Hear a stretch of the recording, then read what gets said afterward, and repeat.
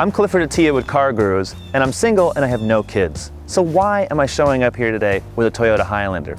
Well, I came out on this cold spring day to find out why families flock to this popular SUV. The Toyota Highlander is all about comfort, practicality, and value.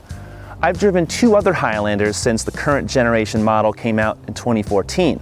And for 2016, I bagged a fully loaded Hybrid Limited Platinum. Sounds pretty fancy, and something I might take my future family for a ride in. So come with me and take a drive, and let's see how good it really is.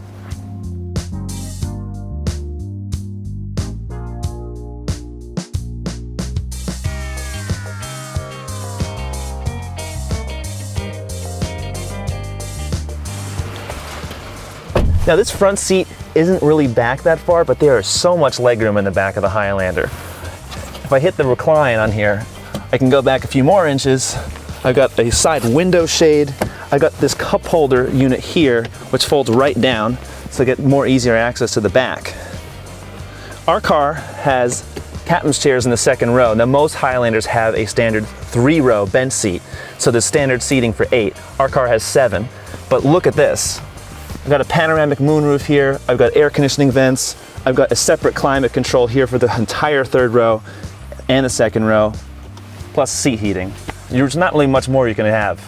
So what we're looking at now is the optional 8-inch screen, this Toyota Entune system. It has a bunch of optional apps, some of them that are embedded on the system itself, and others you have to have a connected smartphone with the Toyota app installed.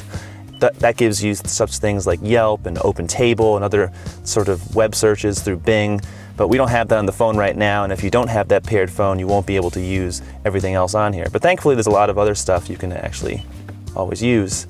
So the navigation on this 8-inch screen has live traffic, and it will do live rerouting, so if it finds a quicker route, it'll tell you that right on the screen.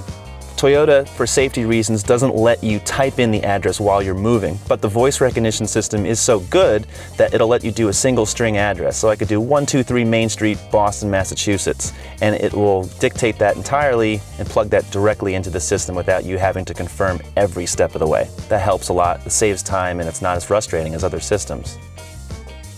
The actual sound system itself, it does have HD audio, it's got a USB port, Bluetooth audio streaming, Sirius XM, but this JBL system, it's called Green Edge. It's supposed to save energy of some kind, but to be honest, it really doesn't sound that punchy. It sounds kind of flat. It's not quite as good as some other systems that you'll find in other vehicles.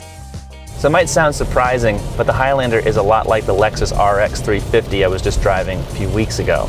It's almost 80% of the way there. Even from the way the window motors wind up the window when they get to the top of the door. They slow down. And that's all about noise, vibration, and harshness. The industry term is called NVH. That's what all these engineers are trying to do when they add sound insulation to the doors and the windshield, everywhere. The Highlander has it, and it excels at that. That's why when you drive it, it feels very quiet, very serene and plush inside. So the base Highlander has a 2.7-liter 4-cylinder engine. That's not really enough in a car this size, but thankfully the 3.5-liter V6 is available as an option on the LE, and it's standard everywhere else. That makes 270 horsepower. Now in the hybrid version we're driving today, it's got 280 combined horsepower. It's got the same engine but with a different combustion cycle for more fuel efficiency, and it's got 2 electric motors, one at the front axle and the rear for all-wheel drive.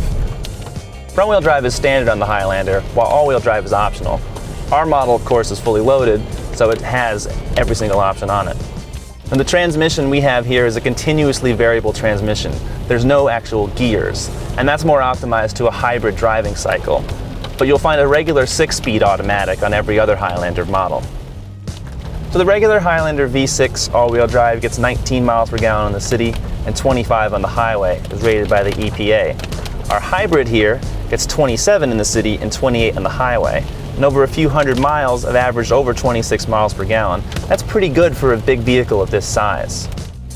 But I've been driving this for a few hundred miles. What do you guys think? Is the hybrid system really worth that extra couple $1,000s? Let us know in the comments. So $52,000 might seem like a lot of money for a Toyota, but you have to look at all the car you're getting. I was just in a BMW X1. That is the compact BMW SUV. And that vehicle topped out at $48,000. What you're getting in this car is pretty much all the luxury trimmings from the BMW, but there's an extra row of seats. There's so much legroom, there's so much space. And there's a lot more comforts going on here too. Now, if you don't like the hybrid vehicle, you can already save a couple of $1,000s. If you jump into a regular XLE or limited vehicle with a V6 engine and all-wheel drive, you could save at least $10,000 or more while still getting a really well-equipped vehicle for the money. The steering feel in the Highlander is a little wobbly. It's kind of languid and doesn't really have much response to it.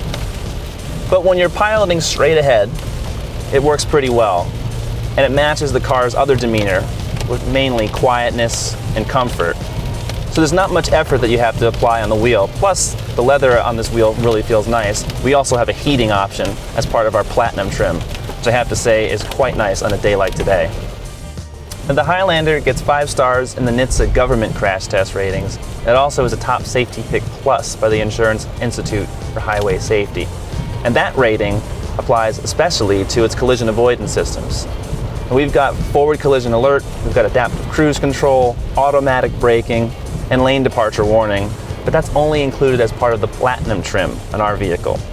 Toyota doesn't offer that on other lesser grade Highlanders, so to get the Platinum, you first got to have the top end limited. We wish that they would offer this on lower grade trims because these are really useful technologies. So behind the third row, there's 14 cubic feet of space. If you fold both the second and the third row, you got almost 84 cubic feet of cargo space. Now really among 3-row SUVs, if you wanted to have a ton of space, you would get a minivan because there's really nothing else like it for the money that offers that level of utility. But the sport utility vehicle, or now the crossover category that we're in, it definitely has more style. And the Highlander really is the best of both worlds because you get a lot of useful space, much like the Sienna and other minivans, but with actual rear doors, and you have all that legroom in the back, plus all these upscale amenities that you wouldn't find elsewhere. It's really a nice compromise between those two vehicle segments.